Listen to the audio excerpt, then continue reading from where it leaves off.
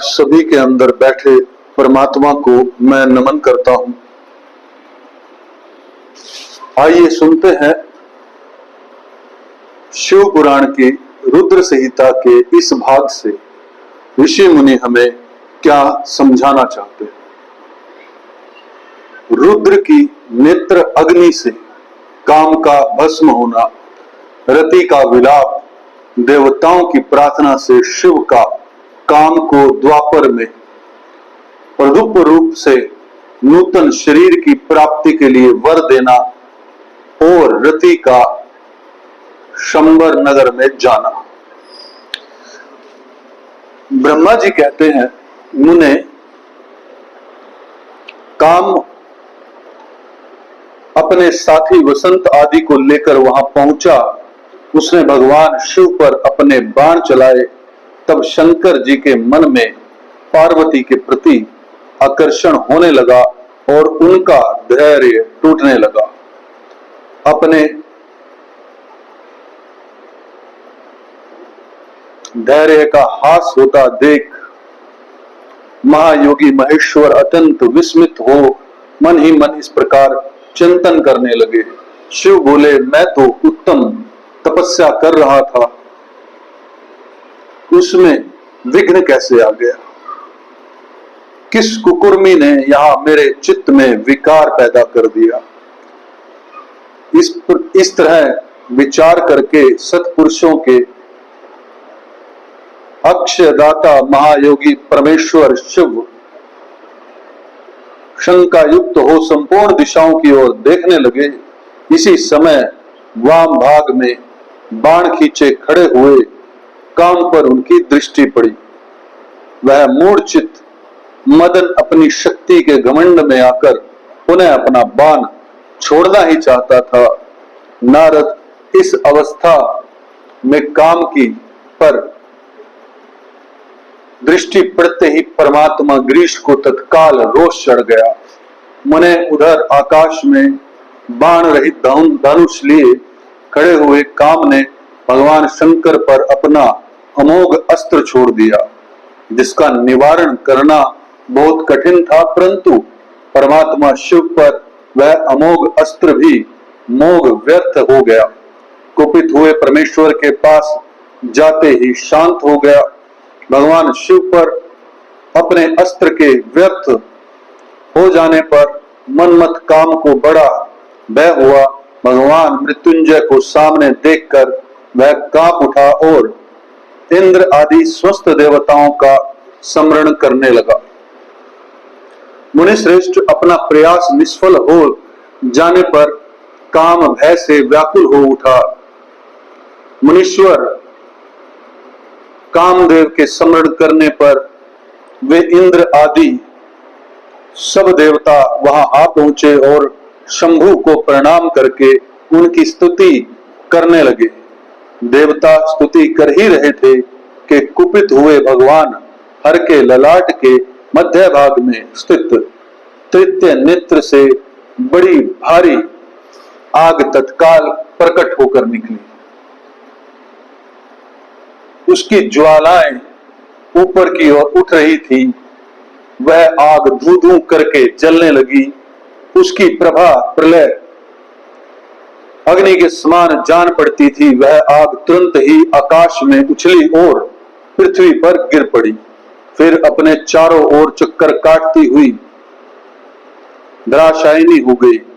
साधो भगवान, क्षमा कीजिए, क्षमा कीजिए।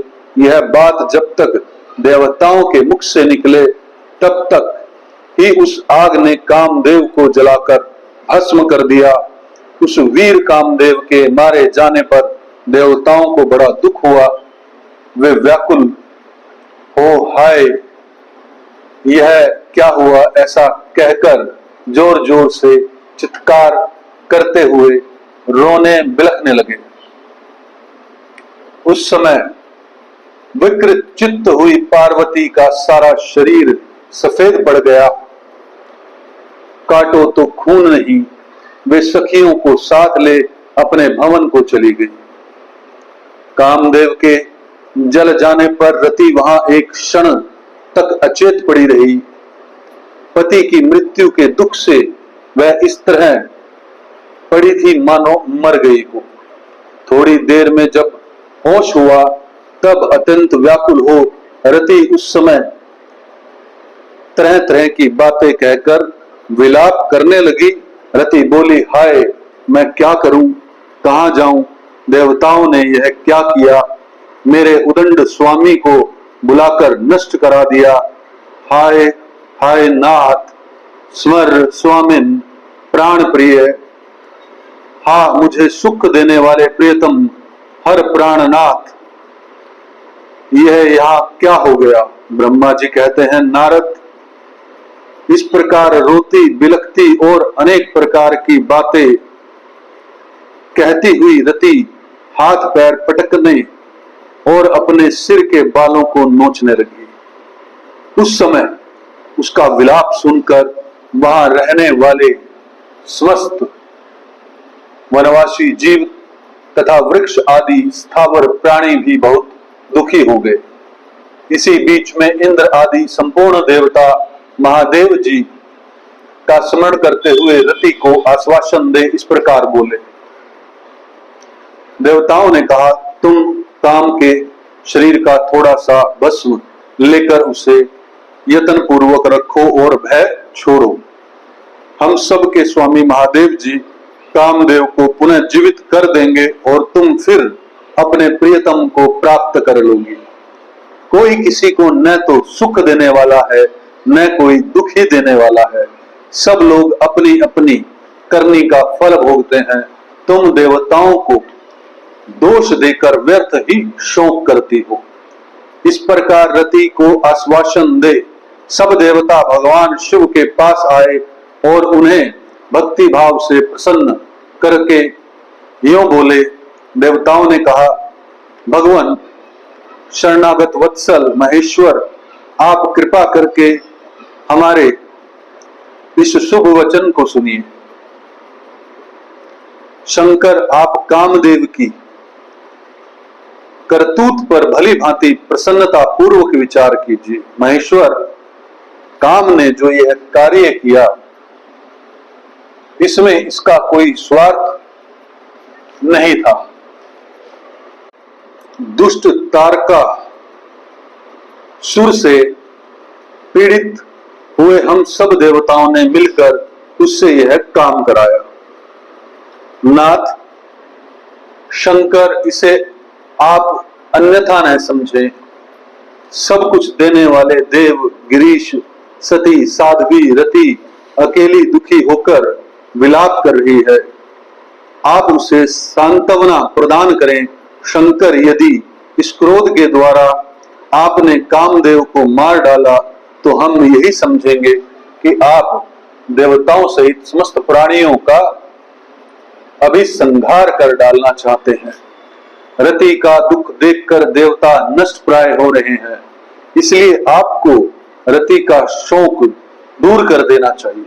ब्रह्मा जी कहते हैं, नारद, संपूर्ण देवताओं का यह वचन सुनकर भगवान शिव प्रसन्न हो उनसे इस प्रकार बोले। शिव ने कहा, देवताओं और ऋषियों, तुम सब आदर पूर्वक मेरी बात सुनो। मेरे क्रोध से जो कुछ हो गया वह तो अन्यथा नहीं हो सकता। तथापि रति का शक्तिशाली पति कामदेव अभी तक शरीर रहित रहेगा जब तक रुक्मिणी पति श्री कृष्ण का धरती पर अवतार नहीं हो जाता। जब श्री कृष्ण द्वारिका में रहकर पुत्रों को उत्पन्न करेंगे तब वे रुक्मिणी के गर्भ से काम को भी जन्म देंगे। उस काम का ही नाम उस समय प्रद्युम्न होगा, इसमें संशय नहीं है। उस पुत्र के जन्म लेते ही तारकासुर उसे दर लेगा। हरण के पश्चात दानव शिरोमणि शंभर उस शिशु को समुद्र में डाल देंगे। फिर वह मूर्ख उसे मरा हुआ समझकर अपने नगर को लौट जाएगा। रते, उस समय तक तुम्हें संभासुर के नगर में सुखपूर्वक निवास करना चाहिए। वहीं तुम्हें अपने पति प्रद्युम्न की प्राप्ति होगी। वहां तुमसे मिलकर काम युद्ध में शंबासुर का वध करेगा और सुखी होगा। देवताओं, प्रद्युम्न नामधारी काम अपनी कामनी रति को तथा शंबासुर के धन को लेकर उसके साथ पुनः नगर में जाएगा। मेरा यह कथन सर्वदा सत्य होगा। ब्रह्मा जी कहते हैं, नारद, भगवान शिव की यह बात सुनकर देवताओं के चित्त में कुछ उल्लास हुआ और वे उन्हें प्रणाम करके दोनों हाथ जोड़कर विनीत भाव से बोले। देवताओं ने कहा, देव देव महादेव, करुणा के सागर प्रभु, आप कामदेव को शीघ्र जीवन दान दें और रति के प्राणों की रक्षा करें। देवताओं की यह बात सुनकर सबके स्वामी करुणा सागर परमेश्वर शिव पुनः प्रसन्न होकर बोले, देवताओं, मैं बहुत प्रसन्न हूं। मैं काम को सबके हृदय में जीवित कर दूंगा। वह सदा मेरा गण होकर विहार करेगा। अब अपने स्थान को जाओ, मैं तुम्हारे दुख का सर्वदा नाश करूंगा। ऐसा कहकर रुद्रदेव उस समय स्तुति करने वाले देवताओं के देखते ही देखते अंतर ध्यान हो गए। देवताओं का विस्मय दूर हो गया और वे सब के सब प्रसन्न हुए। मुने तदंतर रुद्र की बात पर भरोसा करके स्थिर रहने वाले देवता रति को उनका कथन सुनकर आश्वासन दे अपने अपने स्थान को चले गए। मुनीश्वर काम पत्नी रति शिव के बताए हुए शंबर नगर को चली गई तथा रुद्रदेव ने जो समय बताया उसकी प्रतीक्षा करने लगी। भक्तजनों, इस कथा से एक बात बहुत अच्छे से समझ आती है कि भगवान शिव के वरदान से ही कामदेव की जो शक्ति है वो सब मनुष्यों के, जीवों के हृदय में विराजमान हुई। ऐसा कहें कि हृदय चक्र के अंदर विराजमान हुई। और किस कथा से हमें ये बात भी सीखने को मिलती है कि जब परम शक्ति ध्यान में बैठी हो, जब परम शक्ति उस ध्यान ऊर्जा के साथ कनेक्टेड हो, तो किसी को भी जो है उस तपस्या को भंग नहीं करना चाहिए। लेकिन देवताओं के द्वारा उस तपस्या को भंग करने का कारण था मंगलदायक, ताकि राक्षसों का विनाश हो सके, ताकि लोक का भला हो सके। देवताओं ने पृथ्वी लोक के भले के लिए सदैव जो है वो कार्य किया है। और चाहे भगवान शिव हो, शंकर हो, चाहे भगवान विष्णु हो, चाहे भगवान ब्रह्मा हो, देवताओं ने बार बार जब भी मनुष्यों पर अत्याचार बढ़े हैं, राक्षसों के अत्याचार बढ़े हैं, तब तब उन्होंने सदैव मनुष्यों की मदद करने के लिए परम देवताओं से प्रार्थना की है और सदैव मनुष्यों की रक्षा करने के लिए देवता भी सदैव तत्पर रहे हैं। यह कथा यहीं पर समाप्त होती है। अगर आपको लगता है कि इस कथा से कुछ सीखने को मिला और आपके जीवन में, हृदय में थोड़ा सा भी रस आया, तो इसे लाइक और शेयर कीजिएगा और हमारे चैनल को सब्सक्राइब कीजिएगा। आपके अंदर बैठे परमात्मा को मैं नमन करता हूं। ओम तत्सत, ओम तत्सत, ओम तत्सत।